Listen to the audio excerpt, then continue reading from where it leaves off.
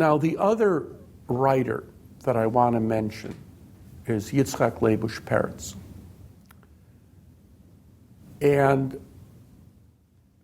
Yitzchak Leibush Peretz might never have become a Yiddish writer had it not been for growing anti-Semitism and personal disappointment.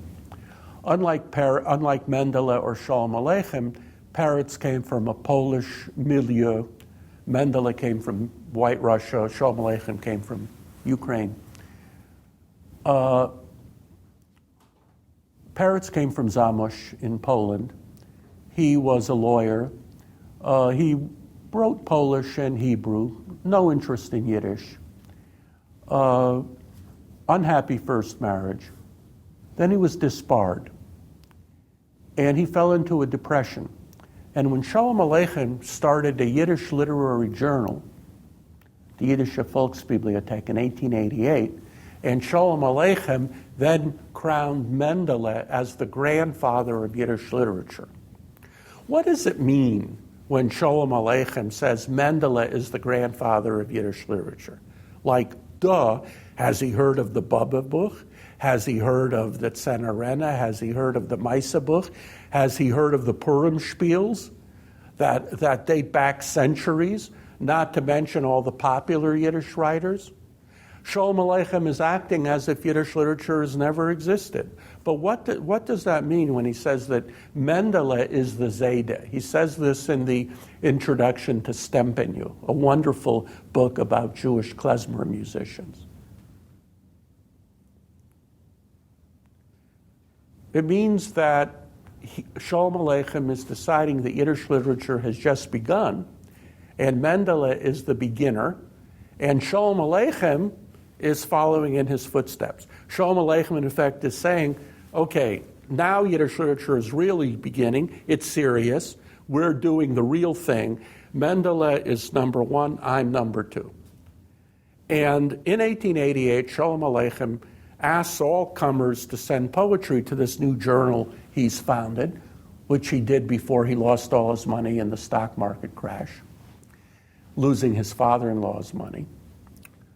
And Peretz, depressed and out of sorts, sends a poem called Monish, M-O-N-I-S-H. And Monish begins with an apology. Like, my poem would have been better if Yiddish had been a richer language, and I can't say this in Yiddish, I can't say that in Yiddish. It's a poor language, but here's my poem anyway. And Monish is this perfect Jewish boy. He is beautiful. He's handsome. He knows the Torah by heart.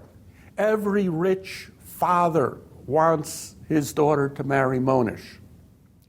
But Satan decides that he is going to ensnare Monish by tempting him with a beautiful non-Jewish woman, commonly called in Yiddish a shiksa. Does Monish say, "Get thee hence, thy wicked woman, I love only the Torah"? No, Monish doesn't say that. Monish becomes totally in love with this, falls totally in love with this woman. And this woman gets Monish to betray his heritage. And I just want to read you just a section from this poem. She tells him he must swear to her and tell her true. I'll never choose another, I never will forget you. He swears by his teacher, by his father, by his mother, by all of them together. What else, she whispers, what else? And he swears by his earlocks, his fringes, his tefillin. And at every stage his vow is more fevered, more outrageous. What else, Monish, tell me? And her smile compels. For a boy will mislead a girl and leave her in the dark. And he swears by the curtain of the ark that holds the Torah. And she cries out, higher, higher. She wants to be certain. Her eyes are on fire. Magic are her lips magic, pure flowing magic. He barely stops to reason. He swears by the Messiah and by his shofar. Higher, higher, the last prat.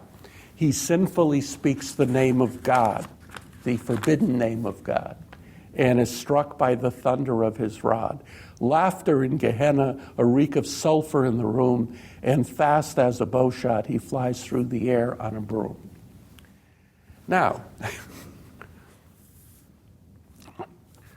und sie ruft als Hecher, Hecher, sie will sicher sein im Ganzen, und sie kischeft mit die Lipplech, und die Egelech, sie glanzen, und sie fließen luit der Kischef, und hat kein langen Jischef, schwelt beim Schäufer shel Mashiach, Hecher, Hecher, bis hat dem Namen Gott von jindigen Mühl gesagt. Now, a solchen way to Yiddishkeit, Yiddishkeit, Jewishness must be in bad shape if this can happen. And this is the message that Peretz is giving us. Just as Achad Ha'am was saying, traditional Jewishness has reached a dead end, and we have to find a new road for the Jewish people. Peretz is saying, traditional Jewishness has reached a dead end, we have to find a new road for the Jewish people. Achad Ha'am's prescription was Hebrew in Palestine. Peretz's prescription was a new Yiddish secular literature here in Eastern Europe. Both Achad Ha'am and Peretz, however, believed that culture, writing, poetry, can take the place of traditional religion. And not only could, but had to. And so Peretz very quickly, much more than Shalom Aleichem or Mendele, became what you might say, I use this word with some reluctance, the ideologue of Yiddishism.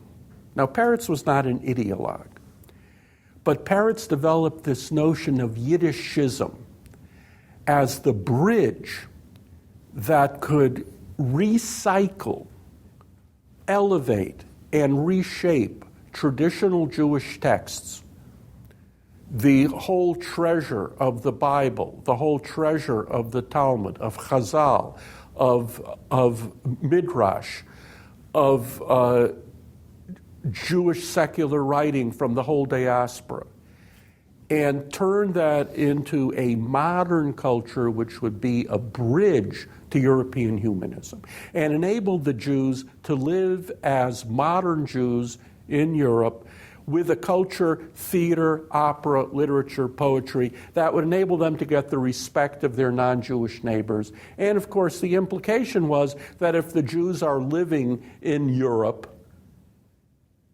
as self-respecting citizens, this is a liberal, democratic, peaceful Europe, and the Jews won't need a Jewish army to protect them. And so Peretz was a deep humanist, and he saw the writer and the poet. He saw the dichter as the new prophet. In some ways, more than any other Jewish writer, Peretz was influenced by Polish culture. He was influenced by Mickiewicz, by Slavatsky, by Wyspiański. He was influenced by this Polish notion of the wieszcz, the poet as leader and as prophet. And Peretz was fascinated by how poetry preserved the Polish nation in political exile. And he believed that great poetry and great theater could do the same for the Jewish nation. And so the Yiddish goes, in a very short time, from being jargon, a jargon, to being Yiddish. And the historian Shimon Dubnov actually entitled a book entitled Von Jargon zu Yiddish, from jargon to Yiddish. In a very short time, it goes to being a respected language, and by 1925, you see in Vilna the founding of the YIVO, the Yiddish Scientific Institute,